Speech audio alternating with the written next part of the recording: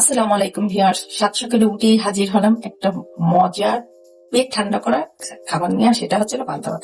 আর এই পান্তা ভাতটা কত মজা করে মেখে খাওয়া যায়, আর কত কিভাবে খাওয়া যায়, কত কিছু দিয়ে খাওয়া যায় সেটাই আমি দেখিয়ে দিচ্ছি।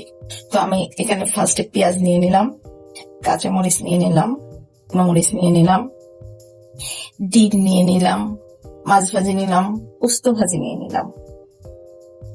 দেখেন, এই গরমের মধ্যে যদি এই মজার মজার জিনিস দিয়ে যদি পান্তা ভাতটা খাওয়া যায় তাহলে কেমন লাগে বলেন তো।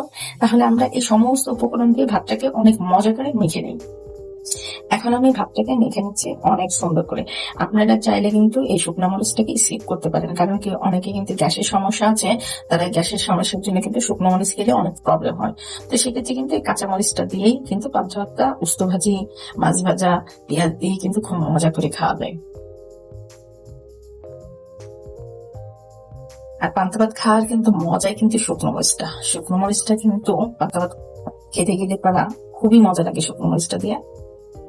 কিন্তু গ্যাসের কারণে অনেকেরই প্রবলেম হয়, তো সেক্ষেত্রে আপনারা কিন্তু স্কিপ করবেন অবশ্যই অবশ্যই।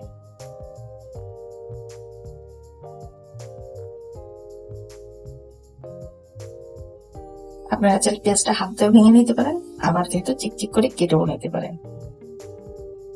এখন ভাতটাকে খুব সুন্দর করে একটু হাত দিয়ে চেপে চেপে মেখে নিবেন, তাহলে কি হবে, ভাতটা একটা গ্রেভি গ্রেভি ভাব হবে, আর খেতে কিন্তু বেশ মজা লাগবে।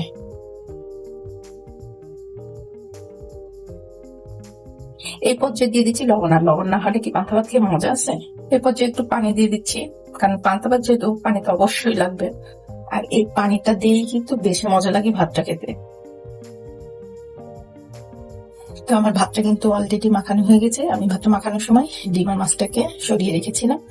তো এই পর্যন্ত সবাই ভালো থাকবেন। আর আমার ভাতটা মাখানো কেমন লাগলো, আর আপনারা বাসায় একবার ট্রাই করবেন, আশা করি খুবই ভালো লাগবে। এই গরমের মধ্যে সাত সকালে উঠেই এই অন্য অন্য নাস্তা বাদ দিয়ে আমরা কিন্তু এই ঠান্ডা ভাতটা খেতে পারি। আর এই ভাতটা আমি লাল চাউল দিয়ে করেছি। তাই পর্যন্ত সবাই ভালো থাকবেন, সুস্থ থাকবেন। নতুন নতুন কোনো রেসিপি নিয়ে হাজির হবো। আল্লাহ হাফেজ।